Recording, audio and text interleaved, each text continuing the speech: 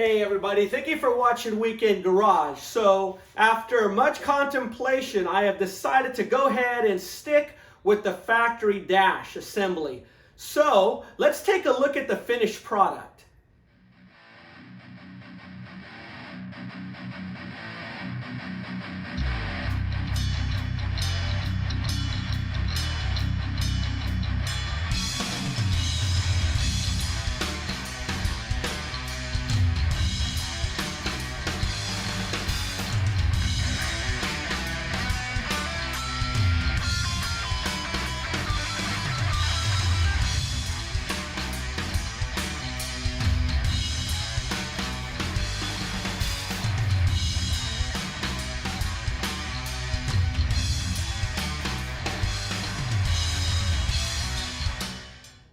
All right, I pulled the dash out. Again, this is the factory dash. It's all cleaned up.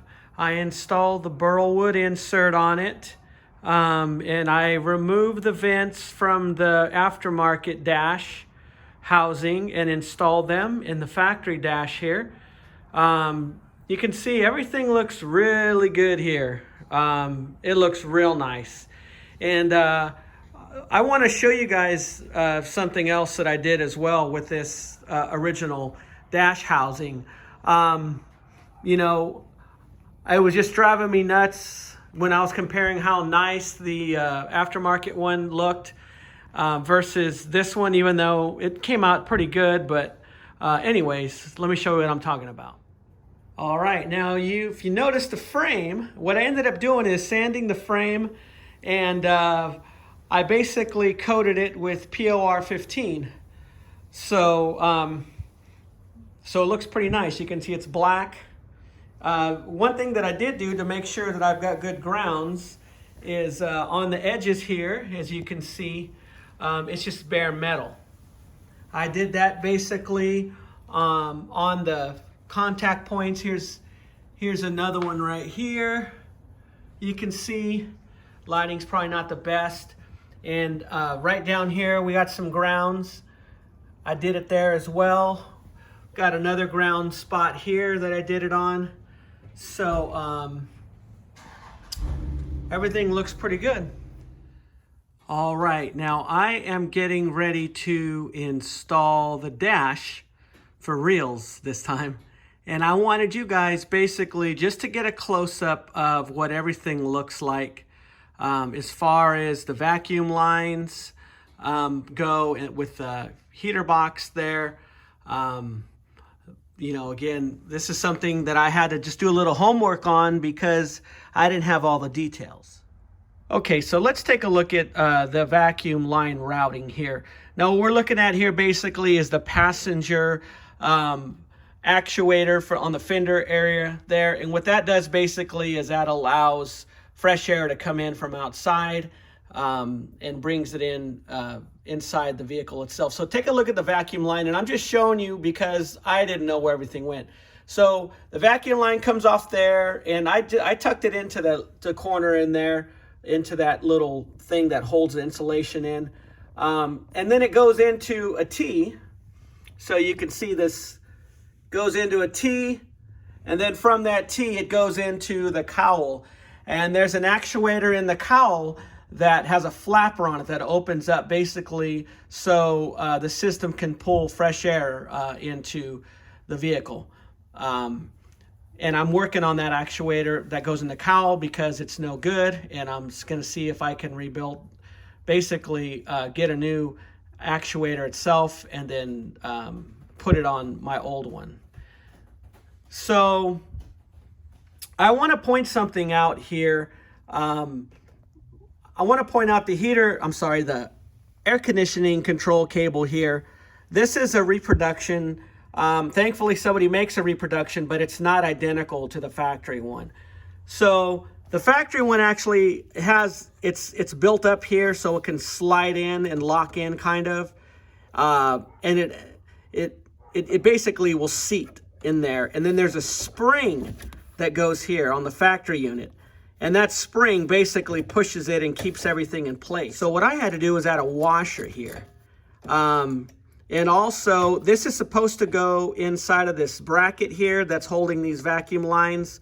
But I didn't want to, just figured that out, and I didn't want to disassemble that because there is a crack I discovered. I was trying to tighten this up all the way, and then there's a crack in the box here. So I basically had to fix that with JB Weld, so I don't want to loosen that screw anymore. So what I did is, luckily there was a little hole in here in the bracket. I don't think you can't see the hole, but I was able to stick a wire tie. So that's wire tied down, so it's cinched up really good. And then I actually have it going in this loop right here as well. So everything's all cinched up. And another thing I wanted to point it out as well to you guys is there's actually a gap, at least for my car, for the vent that goes here, because I actually already had it installed, had to rip it all apart again, and I thought, well, why not just shoot a video?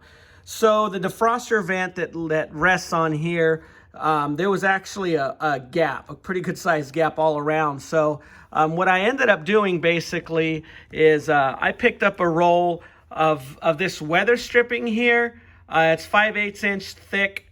I picked it up from Lowe's, and that's what I'm going to use basically, so I can try to, best seal that up as possible. You see that grommet that goes into the firewall there? That's the American Auto Wire grommet. So that grommet is too small, and I basically had to put some, luckily I still had some of that 3M body adhesive sealer, and I basically just put a bunch of that sealer on there, and I had to literally sit there for like 15 minutes at least to hold it in place so it could set. But we're good to go now. So let's get on to the next step. Okay, so I got the ducting put in for the defroster, the plenum there, and the central distribution plenum too. So again, just want you guys to see what everything looks like, because I know just to get this far, I did a lot of research trying to find other cars taken apart and whatnot. So this way you guys can all see pretty much what it looks like before I get the dash put in. All right, so I have the dash already all outfitted. We just want to give you guys a close-up of the Dakota digital gauges to see how everything looks. Also, my retro sound stereo as well looks pretty good. I did order the correct knobs. They look just like the factory Delco knobs. Those are en route. Also, I need to get I have the old lighter, but I want to get a brand new one. So that is going to be coming soon. But just wanted to show you guys what everything looks like. It came out really good, Very impressed the way everything looks, but I just wanted to show you all. Another thing I want to do is I want to take a look at the back so you guys can see what it looks like. All right, let's take a look at the back of the dash now. Just, again, I want you all just to get a close-up so you can see what it looks like in the back. For the buzzer, I got this pro tip idea from my buddy Joe. Just stick it right there behind the gauge there with double-sided tape. And basically, I got everything all, the cables all routed here and wire tied, and everything's looking good. What I ended up doing is I got lucky and I found a little spacer to put, well, that magnet's not gonna work. I found a spacer to put in between the back of the dash here and the little bracket here for the retro sound radio. So I got a spacer there, and then on the other side, basically, I just put some washers for the pods there. But I just wanted you all to see that, how it all came together. So everything's looking really good. Now, let's get this dash put in.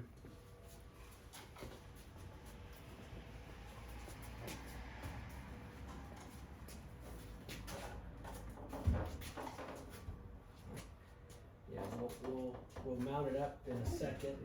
Let me get in the car too. Actually, I probably don't have to get in the car. You see? Okay, I got an idea. Yep. Well, maybe not. I was going to say, if we can put that middle one in there. You see that bracket there? Yes. Yeah. See if you can get the bolt right up there. You can line that other side up, and then I'll straighten this up here.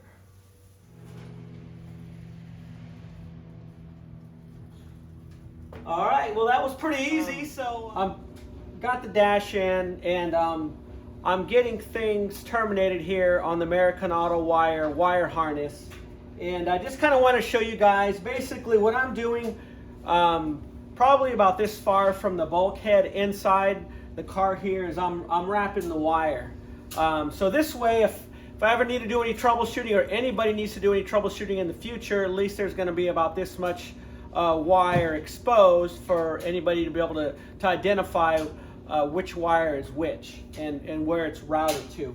But basically, this is coming out of the bulkhead right here. I separated this out of the big bundle basically, and I'm wrapping it separately. And this connector, which I already put on, and of course I put some dielectric grease on the connector here.